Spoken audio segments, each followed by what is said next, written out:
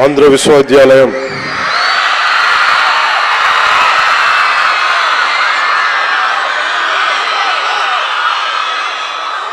నేను యువతని ఎందుకు ఇంత బలంగా నమ్ముతాను, ప్రేమిస్తానంటే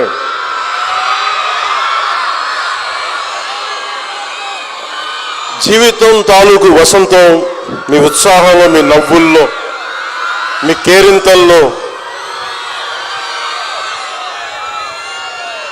ఈ తరం కోసం, వచ్చే తరం కోసం కాకపోతే ఎవరైనా పనిచేసే ప్రయోజనం తల్లిదండ్రులు కావచ్చు, అధ్యాపకులు కావచ్చు, విశ్వవిద్యాలయాలు కావచ్చు, ఎవరైనా పనిచేసేది భావితరాల కోసం. భవిష్యత్తుకి సంసిద్ధం అవుతున్న ఆంధ్ర విశ్వవిద్యాలయం విద్యార్థులందరికీ శతాబ్ది ఉత్సవాల సందర్భంగా నా శుభాకాంక్షలు తెలియజేస్తున్నాను.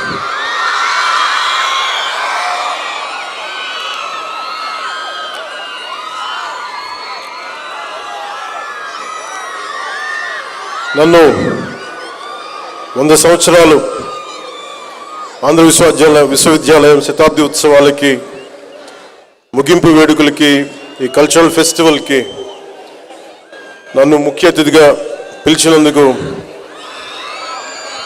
మనస్ఫూర్తిగా vice chancellor Andhra university professor Rajasekhar గారికి మనస్ఫూర్తిగా నా ధన్యవాదాలు తెలియజేస్తాను. ప్రొఫెసర్ విజయమోహన్ గారు program coordinator, AU mega cultural festival, అలాగే వంశీకృష్ణ యాదవ్ గారికి, ఆనరబుల్ ఎమ్మెల్యే విశాఖపట్నం సౌత్, ఇక్కడ ఆసీనులైన పంచకర్ల రమేష్ బాబు గారికి, సుందరపు విజయ్ కుమార్ గారికి, ప్రణవ్ గోపాల్ గారికి, అభిషేక్ కిషోర్ గారికి, ప్రొఫెసర్ శరత్ కుమార్ గారికి, తేజ్ భారత్ గారికి, ప్రొఫెసర్ విజయమోహన్ గారు, ప్రొఫెసర్ రాంబాబు గారు రిజిస్ట్రార్, ప్రొఫెసర్ పులిపాటి కింగ్ గారు, ప్రొఫెసర్ పల్లవి గారు, ప్రొఫెసర్ యుగంధర్ గారు, ప్రొఫెసర్ ఆశా ఇమాన్యుల్ రాజ్ గారికి నా హృదయపూర్వక ధన్యవాదాలు. నన్ను ఈ కార్యక్రమంలో భాగస్వామ్యం చేస్తుంది. ఆంధ్ర విశ్వకళా పరిషత్ ఈ లోగో చూస్తున్నప్పుడల్లా నేను అడిగాను, ఈ లోగో ఏంటి అంటే, నేను ఫస్ట్ టైం విశ్వవిద్యాలయంగా చూసాం కానీ ఇప్పుడు రోడ్ల మీద వెళ్తున్నప్పుడు అంత పరిషత్ కనిపించదు. ఫస్ట్ టైం మన ఆంధ్ర విశ్వకళా పరిషత్ లోగో చూస్తుంటే దీని అర్థం ఏంటి అని మొత్తం అడుగుతూ ఉంటే,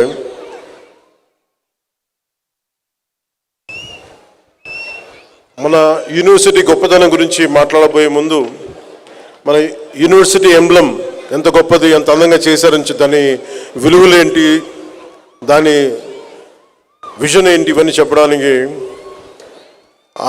మన యూనివర్సిటీ లోగోలో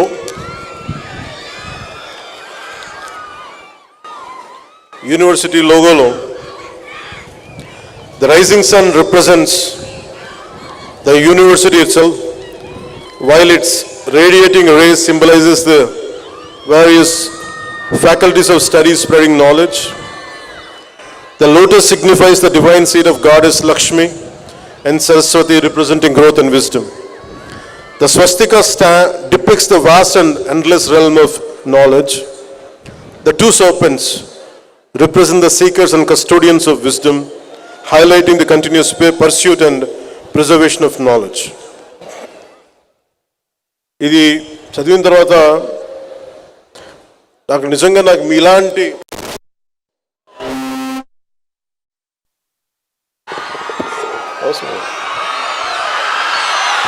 మీ జోషి మైక్ కూడా వచ్చినట్టు కదిపితే గోల్ చేస్తుంది. మనం మాట్లాడుకున్నాం, ఒక సంభాషణ చేసుకున్నాం.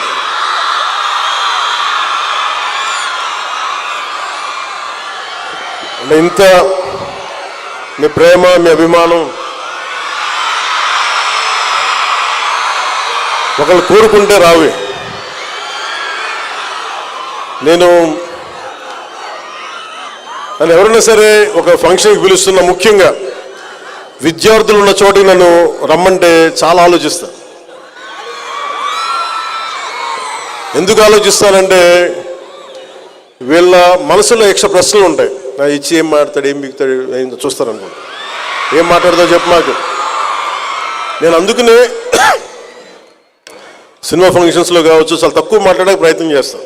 అది జీవితం మాట్లాడకుండా ఉండాలని ఎంత ప్రయత్నం చేసినా జీవితం నన్ను లక్షల మంది జనం మధ్యలో పెట్టేసింది. విద్యార్థుల నుంచి పారిపోదాం, వాళ్ళు వేసే ప్రశ్నలకి, వాళ్ళు లేవనెత్తే సందేహాలకి, ప్రశ్నలకి మన దగ్గర సమాధానాలు ఉండవు. ఎందుకంటే చాలా ప్యూరెస్ట్ ఫామ్లో ఉంటారు విద్యార్థులు. ఒక ట్యాబ్లో రాసాలి, క్లీన్ స్లేట్. వాళ్ళు ఏదైనా ప్రశ్న అడిగారంటే మనసులో ఏం ఉండదు, చాలా అసలు గుండె లోతులోంచి అడుగుతారు. వయసు వచ్చే కొద్దీ మన దగ్గర సమాధానాలు ఉండవు. అందుకని 10 మంది విద్యార్థులకి నేను ఆలోచిస్తాను. అలాంటిది ఇన్ని వేల మంది విద్యార్థుల మధ్య వచ్చి మాట్లాడాలంటే ఇది ఎంత సాహసం.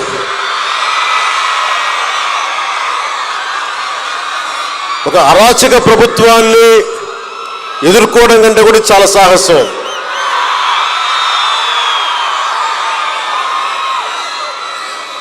Books are the training weights of our mind అంట. అలాంటిది పొద్దున్న లేస్తే పుస్తకాలతో కుస్తీ పట్టే మీతోటి ఒక మాట మాట్లాడాలి అంటే ఎంత ఆలోచించాలి. సో నేను మీ దగ్గర, యువత దగ్గర, విద్యార్థుల దగ్గర నేను తెలివితేటలు వాడను, మనసే వాడతాను.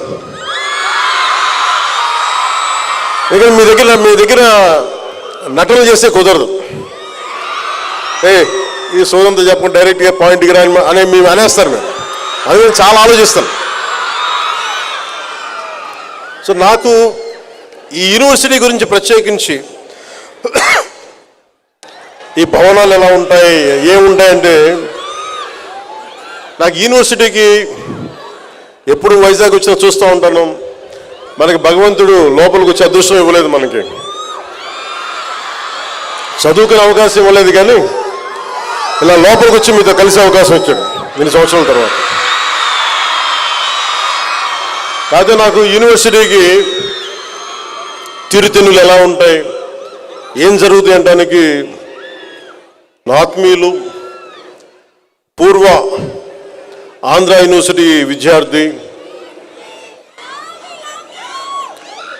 త్రివిక్రమ్ శ్రీనివాస్ గారు ఇదే ఆంధ్ర యూనివర్సిటీలో ఎంఎస్సి న్యూక్లియర్ ఫిజిక్స్లో ఆయన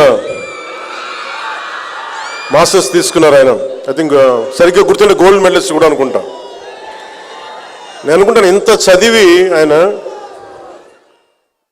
న్యూక్లియర్ ఫిజిక్స్ ఆయన ఎంత కష్టపడ్డారు చదవడానికి, ప్రొఫెసర్లు ఎంత బలంగా ఉండేవాళ్ళు, ఎలా స్టార్ట్ చేశారు ఈ డిపార్ట్మెంట్స్ అని ఒక్కొక్క డిపార్ట్మెంట్ గురించి చెప్తా ఉంటే నాకు అలా తెలుసు ఆంధ్ర యూనివర్సిటీ గురించి. అలాంటి ఆంధ్ర యూనివర్సిటీకి ఈ శతాబ్ది ఉత్సవాలకి నాకు ఈ అవకాశం నిజంగా నేను చాలా అదృష్టంగా భావిస్తున్నాను. ప్రపంచవ్యాప్తంగా విద్యను అందించే ప్రతిష్టాత్మక విద్యా సంస్థలు చాలా ఉన్నప్పటికీ, అంటే 100 సంవత్సరాలు మన స్వాతంత్రం కంటే ముందు నుంచి ఉన్నది, కొన్ని తరాలను తీర్చిదిద్దుతూ అద్వితీయమైన జ్ఞానాన్ని అందించే విద్యా సంస్థలు మటుకు వేళ్ల మీద లెక్క పెట్టచ్చు, కొన్ని ఉన్నాయి. ఆ కొద్ది సంస్థల్లో సగర్వంగా శతాబ్ద కాలం పాటు ఎన్నో వేల మంది మేధావుల్ని సమాజానికి అందించిన మన చరిత్ర మన ఆంధ్ర విశ్వకళా పరిషత్, మన ఆంధ్ర యూనివర్సిటీకి దక్కుతుంది. సో మనందరం గర్వపడాలి, మీరు మరింత గర్వపడాలి, దీంట్లో భాగస్వామ్యం అయినది. ఈ ఆంధ్ర విశ్వవిద్యాలయం ప్రాంగణం కేవలం ఒక క్యాంపస్ మాత్రమే కాదు, ఇది విలువలతో, వ్యక్తిత్వంతో దేశ నిర్మాణంలో భాగస్వామిగా నిలిచి శతాబ్ద కాలాన్ని దిగ్విజయంగా పూర్తి చేసుకున్న భారతీయ వారసత్వ సంపదకు చిహ్నం. 1926లో ఉన్నతమైన విద్యను అందించాలని గొప్ప సంకల్పంతో మేధస్సు, సంస్కృతి, దేశ నిర్మాణం అనే 3 స్తంభాలపై ఆంధ్ర విశ్వవిద్యాలయం ఏర్పడింది. ఇక్కడ విద్యను పూర్తి చేసుకొని బయటికి వెళ్ళిన వారు కేవలం ఉద్యోగాల కోసం కాదు, వివిధ రంగాల్లో సమాజాన్ని ముందుకు నడిపే నాయకులుగా, మేధావులుగా, వ్యవస్థలో మార్పు తీసుకొచ్చే బలమైన శక్తిగా నిలిచారు. అలాంటి భవిష్యత్తుకి మీరు కూడా అడుగులేస్తూ ఉన్నారు. దేశ నిర్మాణం, సమాజ నిర్మాణం, దేశ ప్రగతికి తోడ్పడే మీ ముందు తరాలు ఎలా చేశారో మీరు కూడా దానికి సంసిద్ధం అవుతున్నారు. ఆంధ్ర విశ్వవిద్యాలయం శతాబ్ద కాలం పూర్తి చేసుకున్న సందర్భంగా ఈరోజు మనం ఈ స్థాయిలో ఆంధ్ర విశ్వవిద్యాలయాన్ని చూడగలుగుతున్నాం. ఇంతమంది విద్యార్థులు విద్యను పూర్తి చేసుకున్నారంటే ఈ మహోన్నత స్థాయికి కారణమైన మహనీయులు, ఈ విశ్వవిద్యాలయానికి పునాది వేసిన డాక్టర్ కట్లమంచి రామలింగ సిఆర్ రెడ్డి గారికి, ఈ ఆలోచనకి విలువైన సహకారం అందించిన మాజీ ఉపరాష్ట్రపతి డాక్టర్ సర్వేపల్లి రాధాకృష్ణన్ గారికి, వైజ్ఞానిక రంగంలో రామన్ ఎఫెక్ట్ ద్వారా నోబెల్ పురస్కారాన్ని అందుకున్న సర్ సివి రామన్ గారికి మనస్ఫూర్తిగా నమస్సుమాంజలు తెలుపుతున్నాను. అంటే మీరు చప్పట్లు కొడుతుంటే మనం నిజంగా ఎవరికి చప్పట్లు కొట్టాలి? రాధాకృష్ణన్ గారికి, సివి రామన్ గారికి, డాక్టర్ సిఆర్ రెడ్డి గారికి. మనం హీరోలకి వీళ్ళకి చప్పట్లు కొడతాం, కానీ ఎవరి త్యాగాల మీద, ఎవరి వైజ్ఞానిక జ్ఞానంతో, ఎవరైతే మేధోశక్తితోటి దేశాన్ని నడిపిస్తారో నిజమైన నివాళులు కానీ, నిజమైన స్పందన కానీ వాళ్ళకే అర్పించాలి. మీరందరూ ప్రేమతో నాకు చప్పట్లు కొట్టినా ఆ చప్పట్లని ఆ మహనీయులకే నేను వారి పాదాల చెంతను వదిలేస్తున్నాను. నేను ఎందుకు యూనివర్సిటీస్కి ఇవన్నీ రానంటే, ఎందుకంటే నాకు అర్హత లేదని తెలుసు నాకు. ఎందుకంటే నేను మేధస్సుతోటి పోటీ పడలేను నేను. ఎందుకంటే మనుషుల్ని కదిలించగలిగేది, సమాజాన్ని ముందుకు నడిపించేది అలాంటి మహానుభావులు, ఇలాంటి వ్యవస్థని మనం ప్రతిష్ఠిస్తే అలాంటి వ్యవస్థకి అతిథిగా రావాలంటే కూడా నాకు అర్హత ఉందా అనుకుంటాం. కానీ నాకు అర్హత ఉందా లేదో ఈయన పక్కన పెడితే మీరు ప్రేమతో పిలిచారు, అందుకుని వచ్చాను. మీరు నిష్పక్షపాతంగా నా మనసులో ఉన్న అభిప్రాయం చెప్పమంటే, ఇలాంటి విశ్వవిద్యాలయాలకు వచ్చి, అలాంటి మహానుభావులు నడిపిన విశ్వవిద్యాలయాలకు వచ్చి నేను ఇలాంటి చెప్పడం నిజంగా నాకు ఇష్టం లేదు. కానీ ప్రేమ అంటే ఒకసారి మీతో పంచుకుంటే ఇది తెలుస్తుంది మీకు. ఒకసారి నేను ఎందుకు చెప్పడానికి వచ్చానంటే, చప్పట్లు కొట్టాల్సింది నాకు కాదు, మహానుభావులు చప్పట్లు కొట్టాను చెప్పడానికైనా ఇలాంటి సందర్భాన్ని వాడుకోవచ్చని వచ్చాను. ఆంధ్ర విశ్వవిద్యాలయం శతాబ్ద కాలం ఈ ఆంధ్ర విశ్వకళా పరిషత్లో చదివిన ఎంతోమంది చరిత్రలో నిలిచారు. ఇదే విశ్వవిద్యాలయంలో విద్యాభ్యాసం చేసిన ఉపరాష్ట్రపతి గారు ఉన్నారు.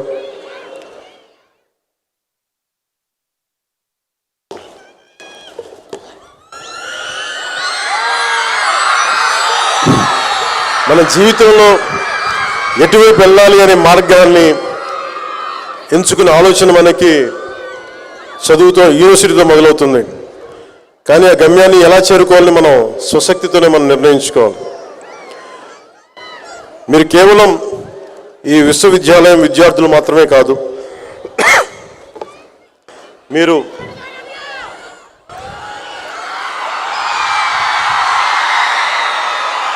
మీ చల్లని మాట చాలు వచ్చే దగ్గు ఆగిపోతుంది. మీరు కేవలం విశ్వవిద్యాలయం విద్యార్థులు మాత్రమే కాదు, మీరు ఈ విశ్వవిద్యాలయం భవిష్యత్తు. మీరు ఇక్కడ గడిపే సంవత్సరాల్లో మీ జీవితంలో ముఖ్యమైన క్షణాలు, మీ ఆలోచనలు తీర్చిదిద్దే అద్భుతమైన క్షణాలు. దేశ భవిష్యత్తుకు మీరే నావికులు. మీ విలువల్ని నిర్మించే క్షణాలు, మీ దిశని నిర్ణయించే క్షణాలు ఇవి. విద్య అంటే పుస్తకాల్లో ఉన్న జ్ఞానం మాత్రమే కాదు, సమస్యల్ని ఎదుర్కోగలిగే ధైర్యం, సరైన నిర్ణయాలు తీసుకునే వివేకం, సమాజానికి ఉపయోగపడే బాధ్యత. సౌత్ ఆఫ్రికా ప్రెసిడెంట్గా చేసి అపార్థైడ్ మీద యుద్ధమే చేసి కొన్ని దశాబ్దాలు చేసిన నెల్సన్ మండేలా గారి మాటల్ని ఒకసారి మీకు గుర్తు చేస్తాను. ప్రపంచాన్ని మార్చగల అత్యంత శక్తివంతమైన ఆయుధం ఉందండి, అది విద్య. కాబట్టి మీ లక్ష్యం కేవలం ప్రతిభ కాదు, మీ ధ్యేయం సమాజ సేవ కూడా కావాలి. మీ జ్ఞానం మీకోసం మాత్రమే కాకుండా మీ అరుపులు కేకలు అన్నీ కూడా, మీ ఉత్సాహం సమాజానికి దేశానికి ఉపయోగపడాలి. ఈరోజు ప్రపంచ స్థాయిలో భారతదేశం ఒక బలమైన దేశంగా నిలిచింది. గౌరవ ప్రధానమంత్రి శ్రీ నరేంద్ర మోదీ గారి నాయకత్వంలో Atmanirbhar Bharat, make in India, Viksit Bharat 2047 వంటి కార్యక్రమాలు భారతదేశాన్ని స్వయం సమృద్ధి వైపు తీసుకెళ్తా ఉన్నాయి. రాష్ట్రంలో కూడా education, empowerment, youth, innovation, opportunities అన్న ఆలోచనలతోటి ముఖ్యమంత్రి శ్రీ నారా చంద్రబాబు నాయుడు గారి నాయకత్వంలో అన్ని ముందుకెళ్తా ఉంది రాష్ట్రం. రాష్ట్రం పునర్నిర్మాణంలో యువతని భాగస్వామ్యం చేసే దిశగా ఈ రాష్ట్ర ప్రభుత్వం అడుగులు వేస్తూ ఉంది. ఈ మార్పుని సాధించగలిగేవారు మన మధ్యలో నిలబడి ఉన్నవారు మీరే. మార్పు తీసుకొచ్చేది యువత మాత్రమే. దేశ భవిష్యత్తు, మన భవిష్యత్తుని పరిస్థితులు నిర్ణయించవు, మన ఆలోచనలు నిర్ణయిస్తాయి, మీ విలువలు నిర్ణయిస్తాయి, మీ చర్యలు నిర్ణయిస్తాయి.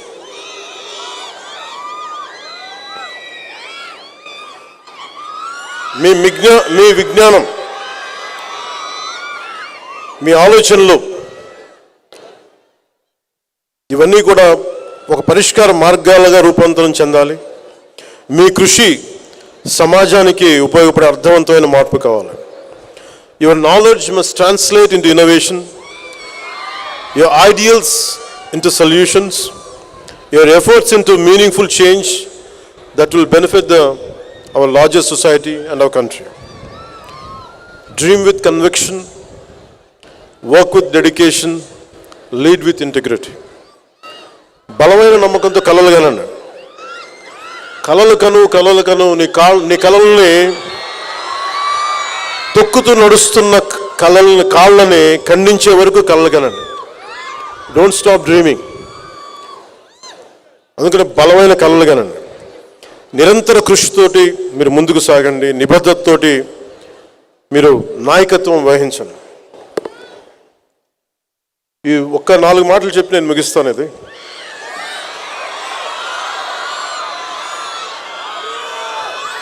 నేను పాలిటిక్స్కి నేను మెయిన్గా రావడానికి ఒకటి నన్ను తీసుకొచ్చింది, భావితరం. ఎందుకంటే చరిత్ర చదువుకుంటున్నప్పుడల్లా చాలాసార్లు భగత్ సింగ్ త్యాగం గురించి చెప్తా ఉంటాను. అతని ఫిలాసఫీ కానీ, ఒక భగత్ సింగే కాదు, ఎంతమంది మహానుభావులు చిన్న వయసులో చనిపోతే వాళ్ళ చావులు దేనికి వచ్చినాయి, ఎందుకు చనిపోయారు, ఏ త్యాగాల కోసం చనిపోయారు,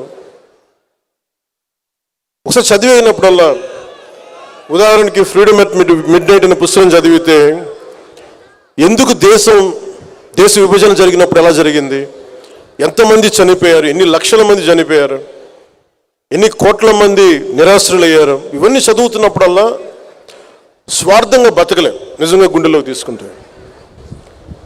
చదివిన చదువు వృధా కాదు. ఇప్పుడు నేను యూనివర్సిటీలకి వెళ్ళలేదు, కానీ యూనివర్సిటీలకి వెళ్ళిన పిహెచ్డి విద్యార్థులా చదువుతాను నేను కూడా ఇప్పుడు రోజు.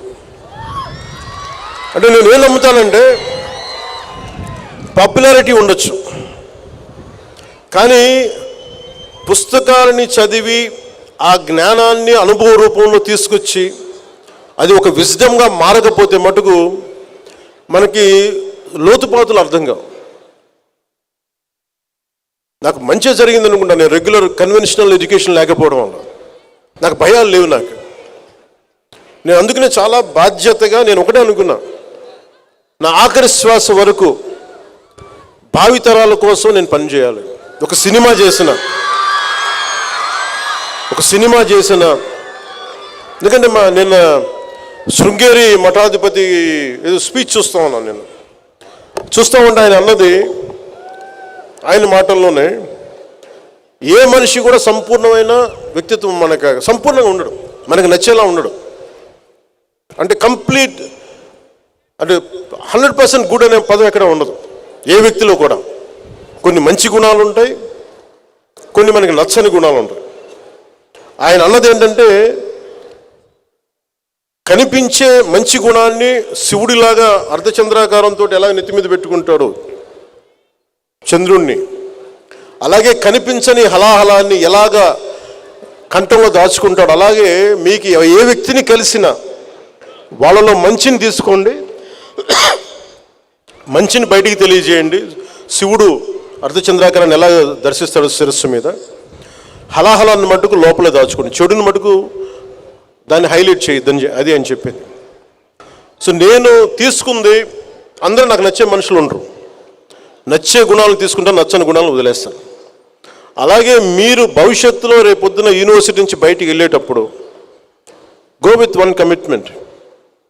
మీకోసం ఇంతమంది ట్యాక్స్ పేయర్స్ మనీ ఇది, కొన్ని కోట్ల మంది ట్యాక్స్ పేయర్స్ మనీ ఇది. మనకి యూనివర్సిటీకి వెళ్తే ఈజీగా అన్నీ జరిగిపోతాయి అనుకుంటే మనం కట్టే ఫీజులు తక్కువైనా కానీ ప్రభుత్వం ఖర్చు పెట్టే చాలా ఎక్కువ. సో ఆ చదివిన చదువుకి మీరు ఎంతో కొంత దేశానికి కానీ సమాజానికి కానీ నిజంగా మీరు చేయగలిగితే రుణం అలాగే తీర్చుకోగలం. నాకు ఇంత అభిమానం ఇస్తే సినిమాల్లో నేను రుణం ఎలా తీర్చుకోగలిగానంటే, సమాజం భయంతో కూరుకుపోయి పిరికితనంతో అందరూ ముడుచుకుపోతే నేను వచ్చి నిలబడి ఇదే వైజాగ్లో దగ్గర నుంచి అన్ని రకాలు ఎందుకు నిలబడ్డానంటే, ఇది నా నేల, నా దేశం. నేను ఒకటే అనుకున్నా, నా చెల్లెళ్ళ భవిష్యత్తు ఇది, నా బిడ్డల భవిష్యత్తు ఇది అనుకున్నా, నా తమ్ముళ్ళ భవిష్యత్తు అనుకున్నా. ఓకే, నన్ను తిడతారు, ఇంకోటి చేస్తారు, కానీ గెలుస్తామో లేదో తెలీదు, ఓడిపోవచ్చు, ఓటమికే సిద్ధపడి నేను రాజకీయాల్లోకి వచ్చాను. అప్పుడే బలంగా పోటీ చేయగలను. మీరు అందరూ కూడా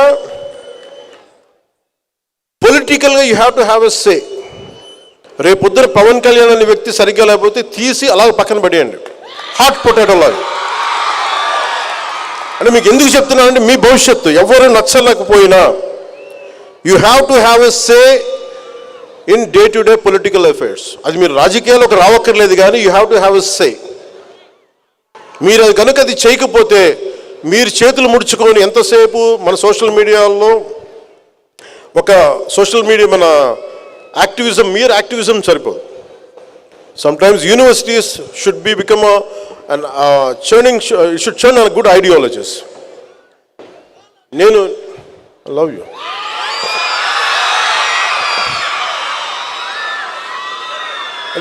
అలాగే మీరు ఐడియాలజీస్ని ఎంబ్రేస్ చేసుకునేటప్పుడు మీకు నచ్చిన వ్యక్తి నాలాంటోడు చెప్పినా కానీ, లేదా ఒక కార్ల్ మార్క్స్ చెప్పినా కానీ, ఏ గొప్ప ఐడియాలజీ మీరు చెప్పినా కానీ, you put it to test.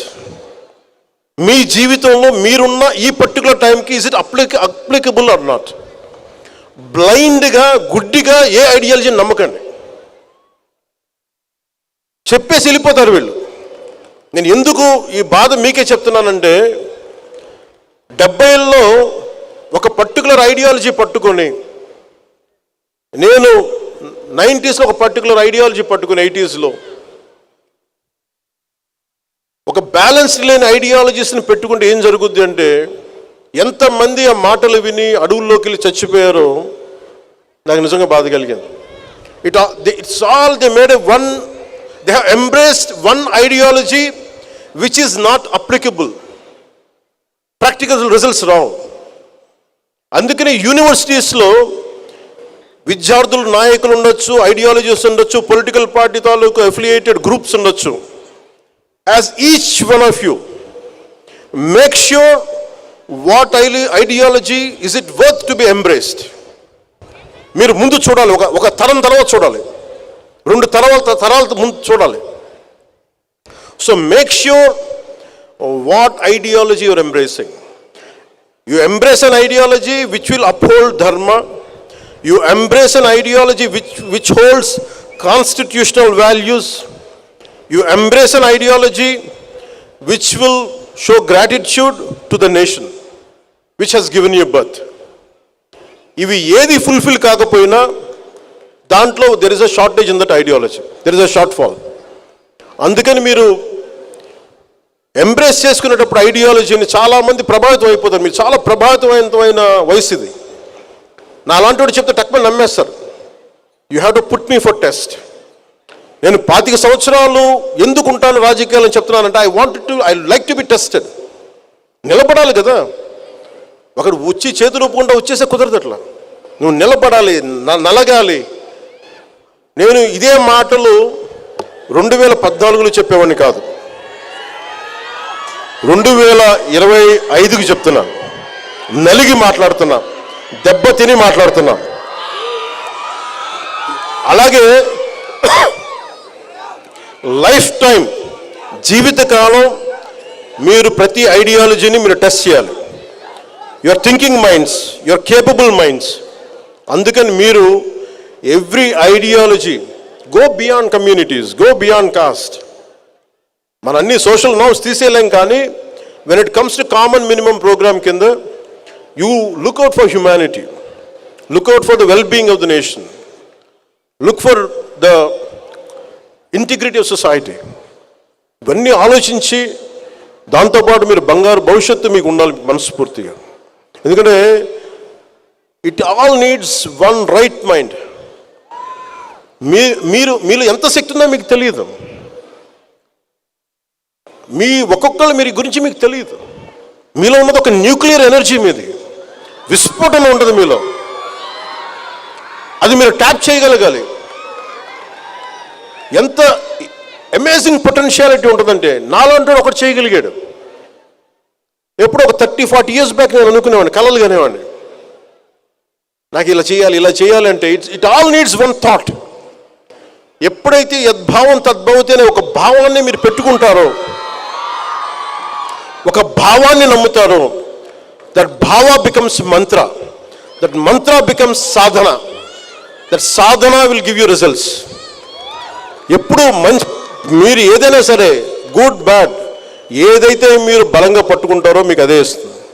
So అలాంటి అద్భుతంగా ఒక బలమైన ఆలోచనలతోటి, ఒక నిర్దిష్టమైన ఆలోచనలతోటి దేశానికి ఉపయోగపడేది, మీకు ఉపయోగపడేది, మీ తల్లిదండ్రుల్ని గర్వంగా మీ వైపు మీ గురించి చెప్పుకునేలాగా, మీ స్నేహితులందరూ గర్వపడేలా చెప్పుకునే భావజాలాన్ని, చదువుల్ని చదివి మీరు మన దేశానికి, సమాజానికి మీకు ఎంతో ఉపయోగపడాలని మనస్ఫూర్తిగా కోరుకుంటూ, మీకు ఇలాంటి అవకాశాలు ఇచ్చిన ఆంధ్ర యూనివర్సిటీని, ఈ ఆంధ్ర యూనివర్సిటీ జ్ఞానదీపంగా నిరంతరం ప్రకాశిస్తూ నిలవాలి. మీరు ప్రతి ఒక్కరూ ఒక బాధ్యత గల భారత పౌరులుగా, దూరదృష్టి గల నాయకులుగా, నాయకులు అంటే not just political leaders at every role, every domain ఎదగాలని ఆశిస్తూ, మీరు అద్భుతమైన విజయాలను సాధించాలని ఆశిస్తూ, మీ అందరికీ నా హృదయపూర్వక శుభాకాంక్షలు. జై భారత్, జై హింద్.